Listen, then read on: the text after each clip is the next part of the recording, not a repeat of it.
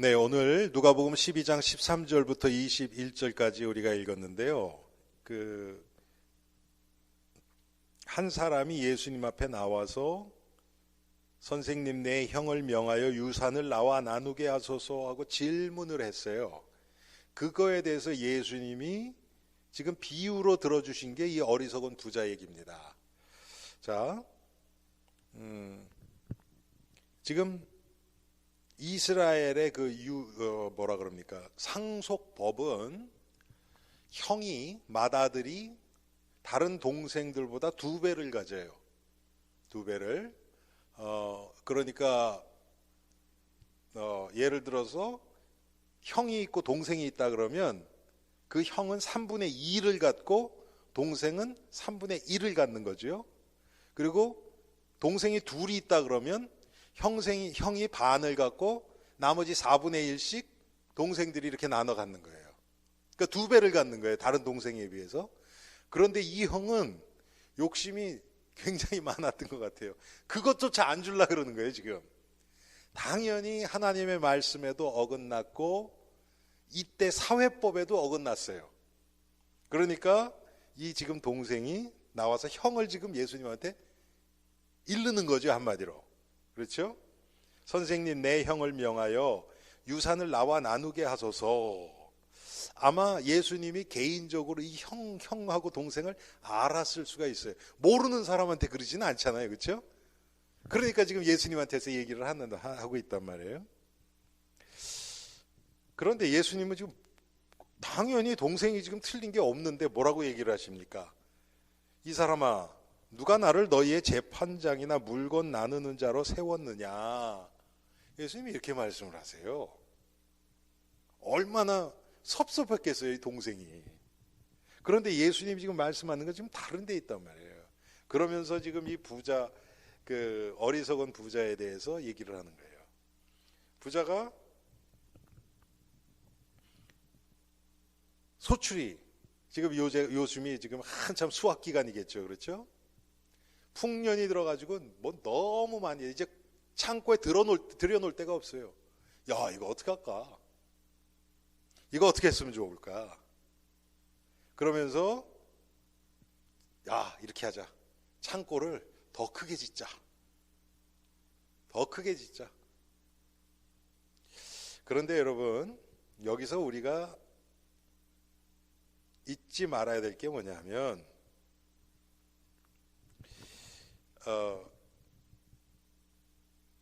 이 부자가 뭐라고 얘기하나 한번 보세요. 자, 17절부터 제가 좀 읽겠습니다. 심중에 생각하여 이르되 내가 곡식 쌓아둘 곳이 없으니 어찌할까 하고 또 이르되 내가 이렇게 하리라. 내 곡간을 얼고 더 크게 짓고 내 모든 곡식과 물건을 거기 쌓아두리라. 또 내가 내 영혼에게 이르되 영혼아, 여러 해 쓸 물건을 많이 쌓아두었으니 평안히 쉬고 먹고 마시고 즐거워하자. 이런 얘기를 한단 말이에요. 여러분, 여기서 지금 3절을 읽었는데요. 여기서 나라는 얘기가 6번이나 나와요. 6번이나 나와요. 그러니까 뭡니까? 이 사람은 지금, 이 부자는 자기가 중심이에요. 세계에 자기가 중심, 하나님은 전혀 없고 자기가 중심이에요. 여러분, 우리도 똑같거든요. 우리가 과거에 우리 성경이 읽어지네 성경 공부할 때 그 얘기 했었죠. 구약의 주제 중에 하나가 뭐냐면 누가 왕인가 그거거든요. 근데 그건 구약뿐 아니에요. 신약도 똑같아요. 신약은 뭐냐면 누가 주인인가.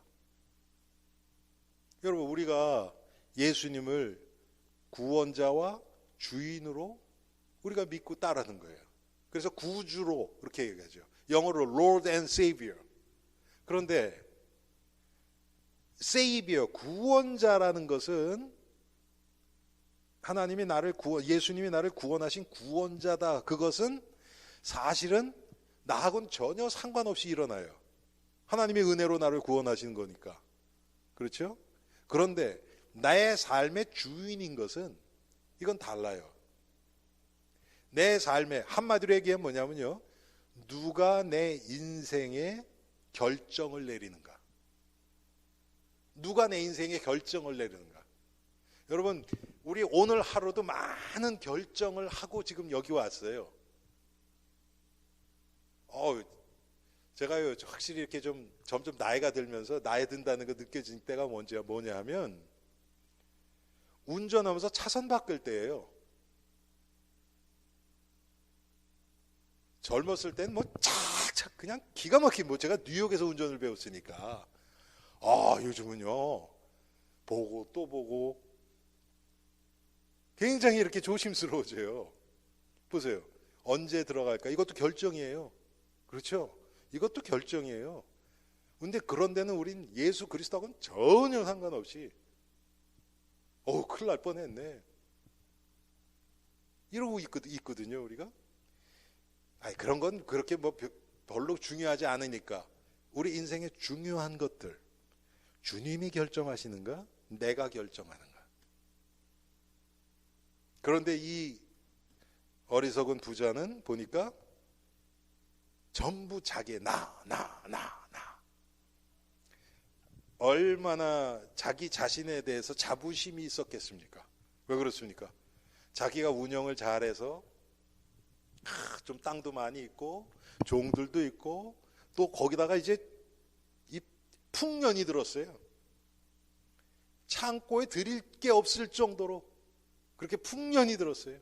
얼마나 자기 자신에 대해서 자부심이 있었겠습니까? 지금 예수님이 그 어떤 청년이 와서 형에게 유산을 좀 나누라 그러세요. 예수님 지금 뭐를 얘기하시냐면 지금 탐심에 대해서 얘기하고 계시는 거예요. 탐심에 대해서. 하나님이 없는 인생은 어쩔 수 없이 탐심에 붙들릴 수밖에 없어요. 성경에 보면 탐심은 우상숭배니라 그랬어요. 우리는 하나님 없으면 다른 거 섬겨요. 그게 이 다른 사람 볼 때는 고상한 거 있을 수도 있어요. 아주 고상한 거 있을 수도 있어요. 그렇지만 그것은 우상숭배예요.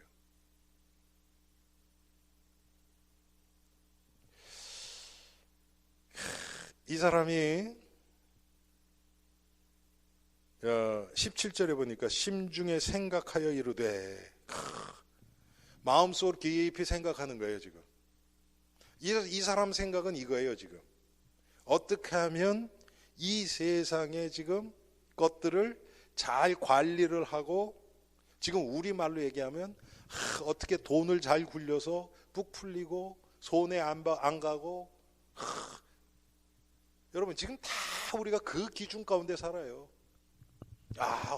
이렇게 되면 내가 지금 페이스로만 가면 내가 딱 은퇴할 때 어떻게 되고, 그렇게 되면 그때는 어떻게 살아가고 탁탁탁 계산이 짜자자작 나와요. 예수 그리스도 전혀 상관없이 신자나 불신자나 비슷해요. 거기에 예수님이 뭐가 있는가?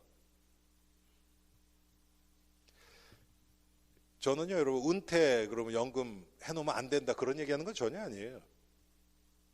보험? 제가 가끔 그 생각해요. 예수님은 둘째치고 사도 바울이 이 시대에 살면 보험을 들을까? 은퇴구자 할까? 돈이 있건 없건? 그런 생각을 해요. 미국 같은 데는 그거 당연히 하는 것이 당연하게 생각을 하죠. 하고 안 하고가 중요한 게 아니에요.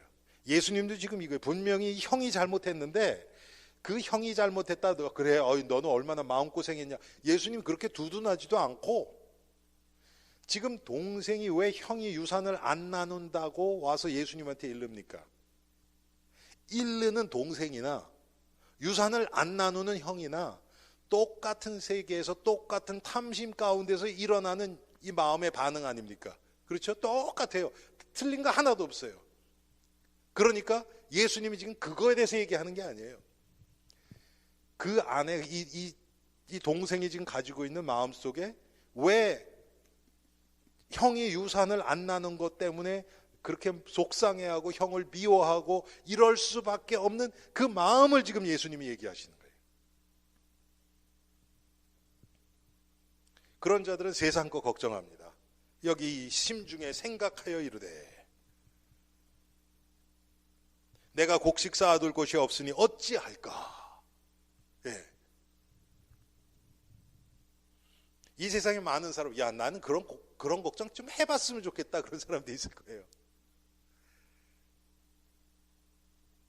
그런데 결국은 뭐냐면 세상 거예요. 세상 거. 제가 오늘 저 메릴랜드 성경 공부하는데 오늘 창세기 11장에 있거든요. 거기 보면 바벨탑 짓는 게 나와요. 바벨탑을 지은 세워가는 그 사람들의 그 목적이 뭐였나? 탑을 높게 하늘에까지 닿아서 우리 이름을 내고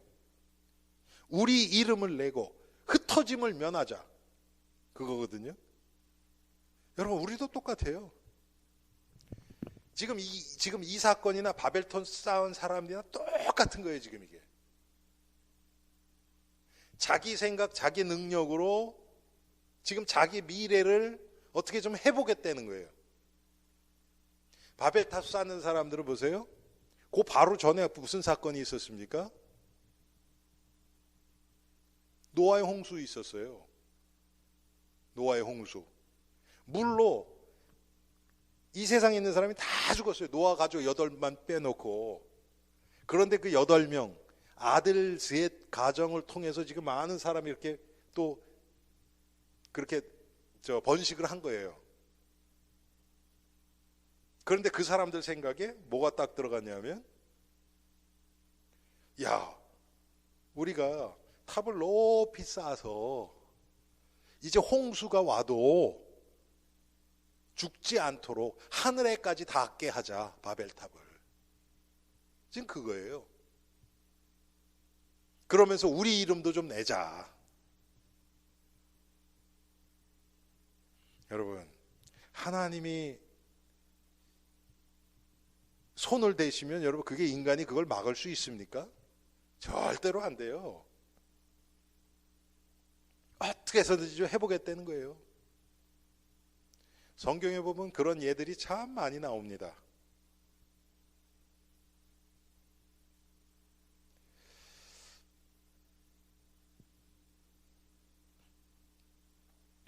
그런데 바벨탑 사건 딱 끝난 다음에요, 그 다음에 성경에 뭐가 나온 줄 아세요? 셈의 계보는 이러하니라.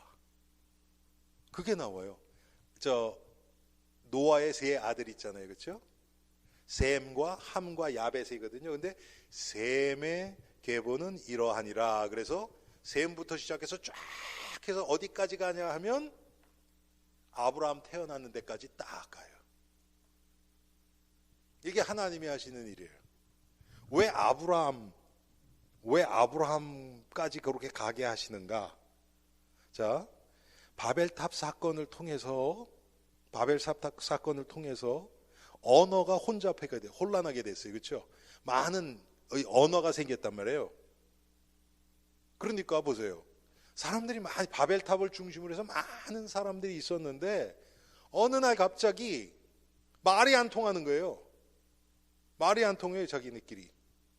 그러면 어떻습니까? 여러분 그런 적 있죠? 무슨 쇼핑몰 가가지고 그냥 물건 살라고 이렇게 하고 있는데 갑자기 옆에서 무슨 소리가 딱 들렸는데 한국말이 들려. 그럼 여러분 어떡합니까? 귀가 갑자기 한국 사람이 있나? 내가 알아듣는 말 나오니까. 그렇잖아요. 그것처럼 지금 바벨탑 사건으로 해서 언어가 혼잡해진 그 상태에서 지금 사람들이 어떻게 됐겠어요? 말 통하는 사람들끼리 모여졌을 거 아닙니까? 당연히. 제가 과거에 청소년 사역할 때 우리 유스 미니스트리 그 청소년 선교학 거기서 이제 그런 얘기를 해요. 그게 뭐냐면 무슨 학생들이 이렇게 막 새로운 애들 와가지고 이렇게 막 여러 살이 있을 때 그 아이스 브레이크라 그러죠. 이렇게 서먹서먹한 거 이렇게 깨는 거. 그거 하는 방법을 가르쳐 주는 거예요.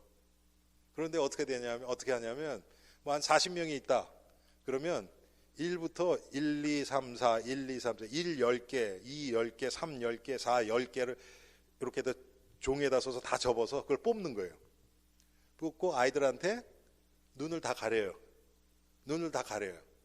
그리고 같은 숫자끼리 팀을 만들어야 돼요. 내가 2를 뽑았다 그러면 2를 찾아야 되는데 눈을 가렸으니까 어떻게 해야 됩니까? 입으로 떠대 1번, 1번 그러고 떠들고 다녀야 돼요. 그러면 이제 1번 소리가 들리면 가서 점점 그러면 이제 좀 어떻게 되냐면 큰 홀 같은 데서 그렇게 하면요. 점점 이제 1번끼리 모이고 3번끼리 모이고 막 이렇게 모여져요. 딱 그 꼴이라 바벨탑 사건 후에 눈은 보이지만 안 통하니까 똑같죠, 뭐. 그렇게 해서 모여진 사람들끼리 이렇게 있었단 말이에요.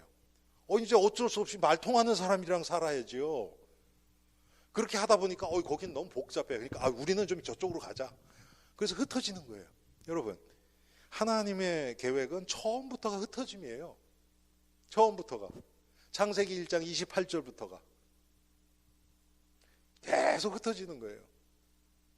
그래서 그 사람들이 흩어져 나갔단 말이에요. 그래서 많은 이제 민족이 생기는 거예요. 쉽게 얘기하면. 그게 이제 나중에 나라가 되죠.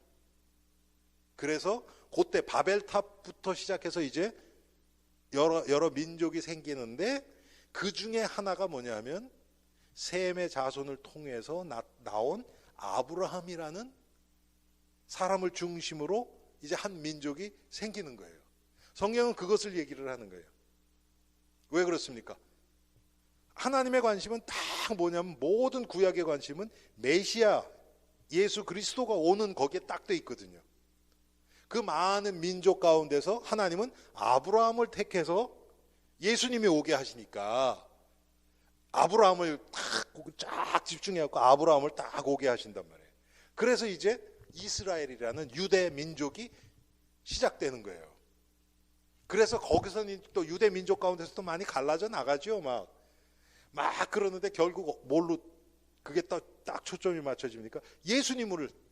예수님의 탄생으로 딱 그게 돼 있단 말이에요. 하나님은 이렇게 구원 중심으로 모든 것을 이끌어 가세요. 그런데 오늘 이 청년은 형이 유산 안 나눠주는 거예요. 이것 때문에 지금 죽느니 사느니 하는 거예요, 지금. 여러분, 우리 주위에도 이런 사람들 얼마나 많습니까? 네? 이런 사람 많아요, 우리 주위에도. 부모님 유산 때문에 서로 고소하고, 한국의 재벌집들 한 번도 소송 안 건 형제가 거의 없죠. 삼성이니 현재니 다. 돈 때문에. 근데 그 사람들만 그렇습니까? 우리는 그러한 욕심이 없습니까, 여러분? 그런 게 없으니까 그렇지? 있어 보세요. 우리도 그런 것 올라오지요, 또. 이 동생처럼 여러분 그 형제가 있는데 유산 안 나누고 자기가 혼자 다 먹는다 그러면 여러분 이거 안 올라오겠어요? 당연히 올라오지요. 이게 우리 얘기란 말이에요. 이런 마음을 향해서 예수님이 지금 오늘 누가복음 12장을 우리에게 주시는 겁니다. 결국은 그 육신적인 문제나 지금 안 되는 거를 어떻게든지 해결하려고 우리는 그거를 눈에 보이는 것을 해결하려고 우리는 노력하고 살아가요. 지금 이 사람에게 있어서는 이제는 곡식을 다 놓을 데가 없네. 그러니까 이걸 어떻게 해결합니까? 참고 더 큰 걸 짓자. 이렇게 나온 거예요. 이 세상에선 그걸 잘했다 그래요. 그 안에 있는 탐심은 건들지도 않지요. 그런데 성경은 그걸 보고 있거든요. 네 마음이 지금 어디 있느냐? 네가 왜 형이 유산 나누지 않는다는 그것 때문에 네가 그렇게 속상해하고 형 미워 죽겠고 밤에 잠도 못 자고 그러느냐? 성경은 그거를 드러내고 있거든요. 그런데 여러분 이 세상에서는 이 동생이 잘못됐다 그런 사람이 누가 있습니까? 이 세상에서는.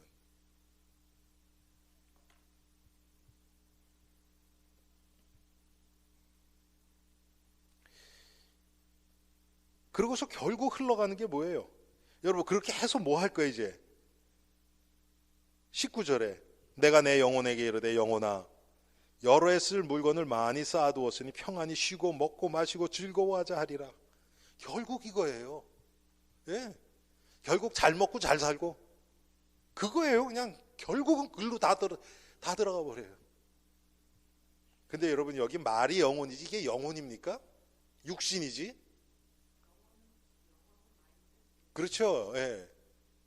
근데 한국말은 영혼이라고 나와요, 이게.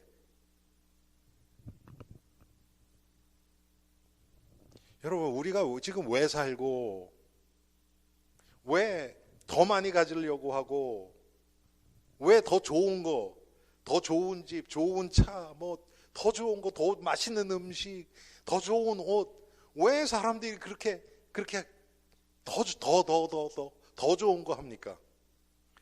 지금 이거랑 똑같은 거예요. 문제 해결 안 되면 속상해하고, 내가 원하는 대로 안 되면.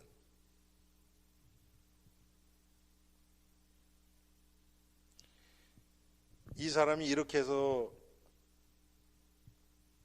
지금 여기서 얘기하는 것처럼 많이 쌓아두고 평안히 쉬고 먹고 마시고 즐거워하고 그러면 행복합니까? 지금 이 사람이 얘기하는 지금 가장 이상적이고 자금 바라는 그 삶, 우리가 지금 살고 있는 우리 지금의 상태는 이 사람이 지금 여기서 야 내가 이렇게 해서 뭐 먹고 즐기고 한다는 그거보다 더 하면 더 했지 못하지 않을 텐데요. 여러분 이 사람이 밤에 추울 때 지금 우리처럼 히터가 있었습니까? 그런 거 없었어요. 자동차도 없었어요. 이 사람처럼 정말 육신적인 부족함 없이 착 되는 여러분 그런 나라들이 있잖아요. 예? 미국보다도 더 개인 소득이 더 높은 그런 나라들이 있잖아요. 그런 나라들의 특징이 뭡니까? 사람들이 자살률 높고 우울증에 시달리고 불면증 뭐 그냥 가정도 다 깨져버리고 결국 그렇게 되거든요. 이게 인간을 행복하게 하지 못하거든요. 그런데 사람들은 항상 나 지금 있는 것보단 조금 더 집도 조금 더 좋고 차도 좀 더 좋고 이것도 조금 더 좋고 참 그 마음이 어디서부터 왔는지 여러분 조금 더 가지려고 하는 게 사회적으로는 문제 안 생겨요. 그거 가지고 뭐라 그럴 사람 없어요 이 세상에서는. 그런데 왜 그게 그렇게 나올 수밖에 없는지 그 죄의 속성을 우리가 전혀 모르고 있기 때문에 당연히라고 생각하고 그렇게 하고 있어요. 그 조금 더는 끝이 안 나요. 여러분 아시죠? 인간의 욕심은 끝이 없어요. 그거 가지면 그 다음 거예요. 그런데 하나님은 이 부자에게 뭐라고 그럽니까? 이 어리석은 자야. 한마디로 얘기하는 하나님은 이 어리석은 자야.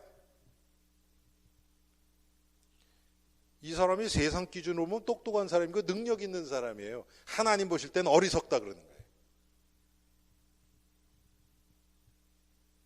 무지한 자야. 지금 그런 의미입니다 이게.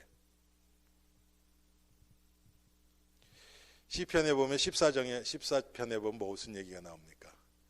어리석은 자는 그 마음에 이르기를 하나님이 없다도다. 이거예요. 지금 이 부자의 인생에 여러분 하나님이 어디 있습니까? 당연히 어리석은 거죠 이게. 근데 우리도 똑같잖아요. 하나님 없는 생각, 하나님 없는 결정, 하나님 없는 우리의 일, 하나님 없는 성취, 하나님 없는 성공, 그게 어리석다고 성경은 얘기하고 있어요. 아마 하나님이 우리에게 직접 하신다고 하면 우리가 이 세상 성공, 무슨 이 세상에서 뭐 잘해가지고 그런 결과 보고주고 흡족해하고 만족해하고 기뻐할 때 하나님은 그러실까요? 이 어리석은 자야.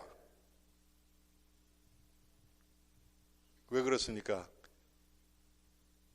시편 14편 1절에 어리석은 자는 그 마음에 이르기를 하나님이 없다 하도다. 그러면서 뭐라 하냐? 저희는 부패하고 소행이 가증하여 선을 행하는 자가 없도다. 성경이 이렇게 얘기하고 있어요. 하나님 앞에서 그게 죄라는 거예요. 마음이 부패한 마음에서 그게 나왔다는 거예요. 그러면서 하나님 뭐라 그러십니까? 20절에 하나님이 이르시되 어리석은 자여 오늘 밤에 내 영혼을 도로 찾으리니. 왜 그렇습니까? 생명은 하나님께 속해 있는 거거든요. 하나님 오라 그러면 가야 돼요. 우리는. 예. 하나님이 불러가시면 그냥 가는 거예요. 하나님이 내 영혼을 도로 찾으리니 그러면 내 준비한 것이 누구의 것이 되겠느냐? 야, 참.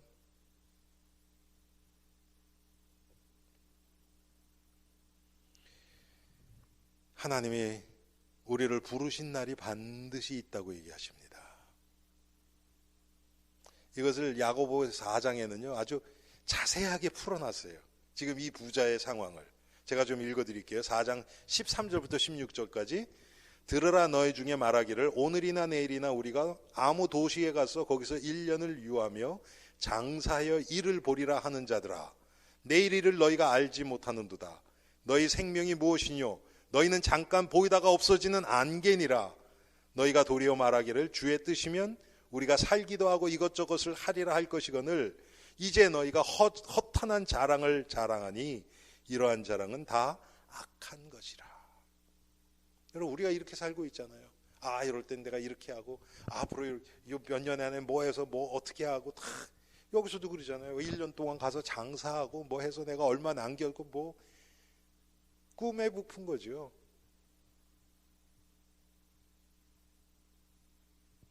하나님이 우리의 생명을 붙들고 계시다는 게 안 믿어지니까 이렇게 되죠.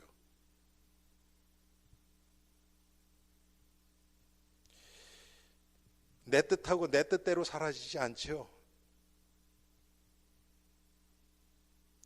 내가 원하는 대로 되는 게 아니에요. 여러분 정말 중요한 거 보면요 그래요. 정말 중요한 것을 보면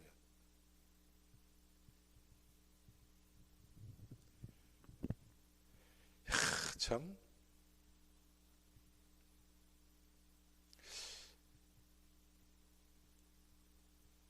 제가 아마 우리 교회에 오기 전에 워싱턴을 와본 적이 없었을 거예요.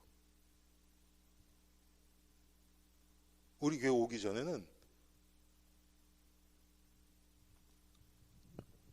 미국 온 지 10년 돼서 여기 온 거거든요, 제가. 그런데 여기 오기 전까지는 10년 동안 미국 살면서 제가 엄청나게 막 싸돌아다녔어요. 많이 갔어요. 근데 워싱턴은 한 번도 와본 적이 없어요. 이상할 정도로. 워싱턴에서 제가 이렇게 오래 살 거는 상상도 해본 적이 없어요. 제가 이 교회 올 때도요. 5년 있다 뉴욕 가려고 마음 먹고 왔어요.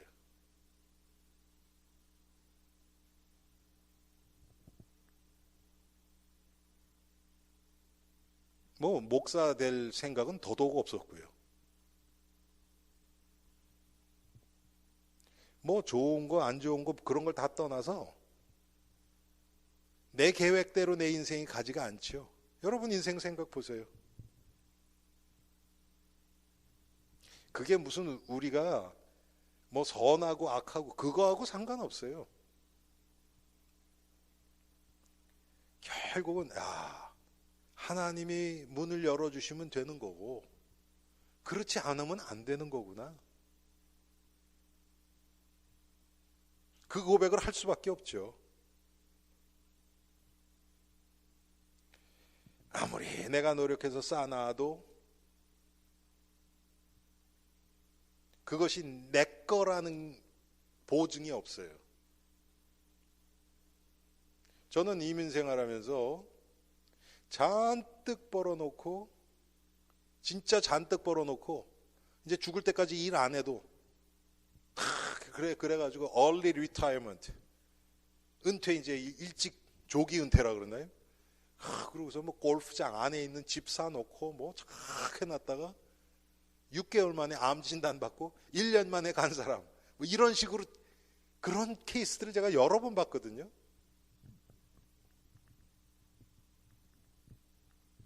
처음 미국 와서 뉴욕에서 돈을 어마어마하게 진짜 뼈빠개지게 고상해서 막 막노동 돈을 엄청 벌었어요. 한순간에 날아가 돼. 누구한테 딱 사기당해서 한순간에 날아가 버리더라고요. 별 사람들 다 있어요. 하나님이 붙들어 주셔야지. 그렇지 않으면 우리 인생은 아무것도 아닙니다.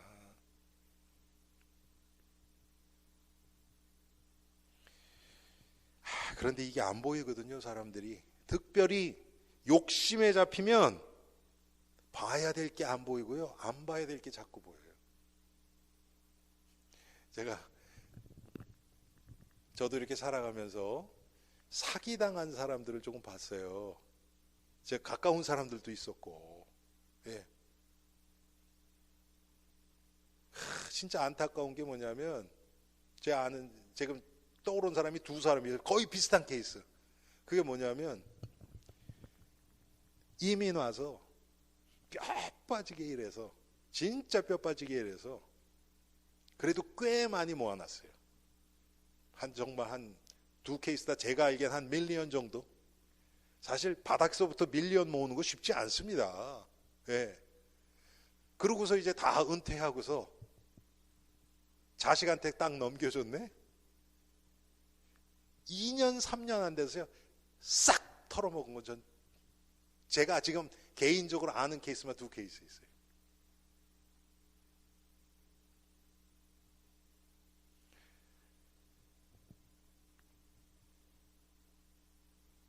하나님이 붙들어 주시지 않으면요, 뜻대로 안 돼요. 그래서 오늘 21절에 뭐라고 얘기하십니까? 예수님이 자기를 위하여 재물을 쌓아두고 하나님께 대하여 부여하지 못한 자가 이와 같으니라. 여러분, 이게 무슨 헌금해라 그런 차원이 아니에요. 헌금만 많이 한다 그래서 여러분 그게 진짜 예수님을 나의 주인으로 인정하는 겁니까? 아니에요. 그것도 얼마든지 아닐 수도 있어요. 내 삶의 결정을 누가 하는가? 저는 불신자도 헌금 많이 하는 거 봤어요. 왜? 찔리니까. 불이하게 재물을 모았단 말이에요. 남 사기쳐가지고 찔리는 게 있거든요. 그거 조금 이렇게 좀 자기 마음 편하게 하기 위해서 그런 사람들이 교회 같은 데 와서 헌금하면요, 막 하고 가난한 사람 도와주고 막 해요. 찔리는 게 있기 때문에. 그러면 조금 마음 편해질까? 여러분, 그게 헌금입니까? 아니에요. 헌금은 내 인생이 하나님의 것이라는 것을 인정하는 마음으로 하는 거예요.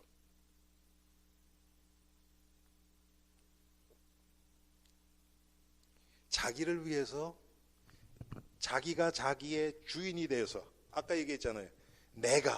나야 내 것을 6번이나 나온다 그랬잖아요. 지금 이 부자가 그렇거든요. 내가 내 인생의 주인이에요. 내 기준대로, 내 방법대로, 내가 결정 내리고, 내가 다 하는 거예요. 문제 일어나면 문제 해결도 내 방법대로, 내 지혜 동원해서, 내 능력으로.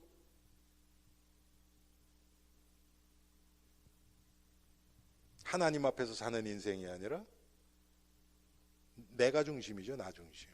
이것은 하나님 믿는 자가 아니에요.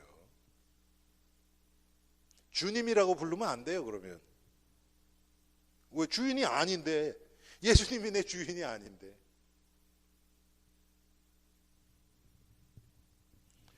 아마 우리도 마찬가지겠죠. 예수님이 주님이 아닐 때가 너무 많으니까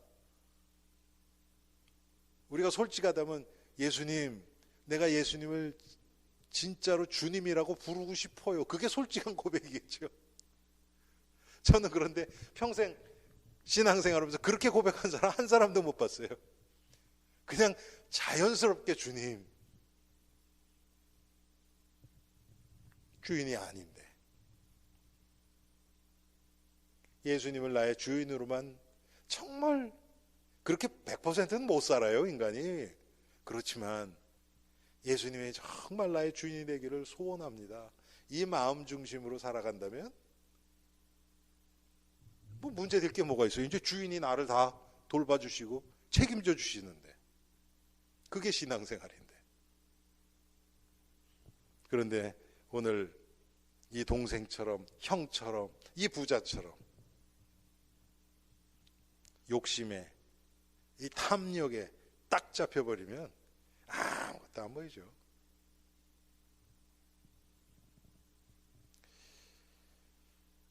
참, 여러분도 정말 탐욕 있는 사람들이 있으면 옆에 가기가 싫죠?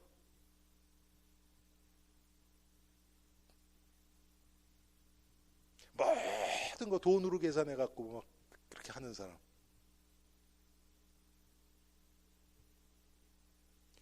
참, 저는 그런 생각, 가끔가다 그런 사람들 보면요, 야, 저 사람 얼마나 외로울까, 그 생각이 들어요. 정말 그 사람을 진심으로 위해 주는 사람이 누가 있겠어요?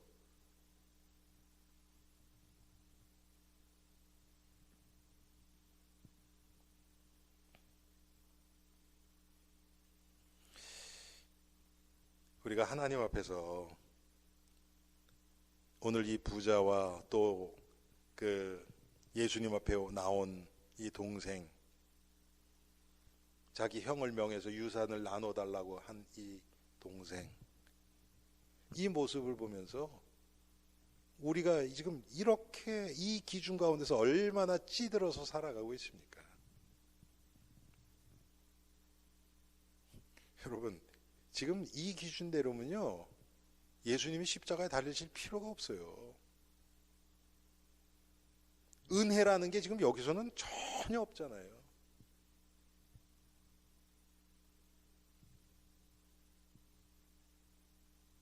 하나님의 은혜의 법대로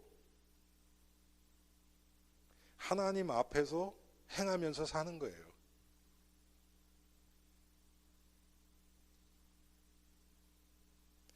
나를 도와주는 사람이든지 나의 도움이 필요한 사람이든지 그것도 하나님 앞에서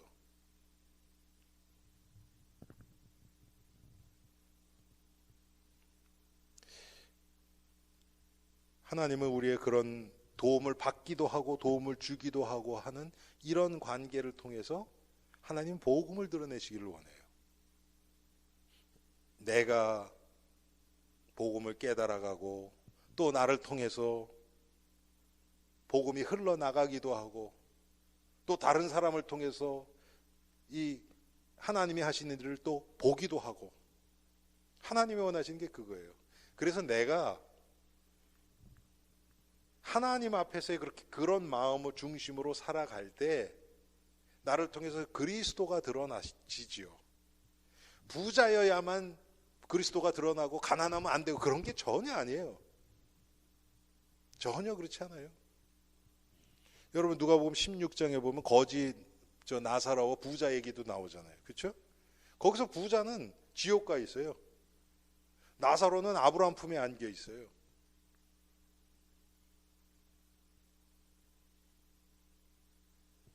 결국은 구원이나 은혜를 주시는 분은 하나님이라는 거예요. 그래서 하나님이 내 인생 속에 주시는, 날마다 공급해 주시는 그 은혜에 따라서 우리가 날마다 예수 그리스도를 알아가면 뭐를 해도 괜찮죠. 직업도 상관없고, 그게 죄만 아니라면 성별도 상관없고, 교육 수준도 상관없고, 인종도 상관없고, 우리가 계속해서 우리를 통해서 복음이 드러날 것입니다. 그래서 성경은 탐욕에 대해서 굉장히 경계를 많이 해요.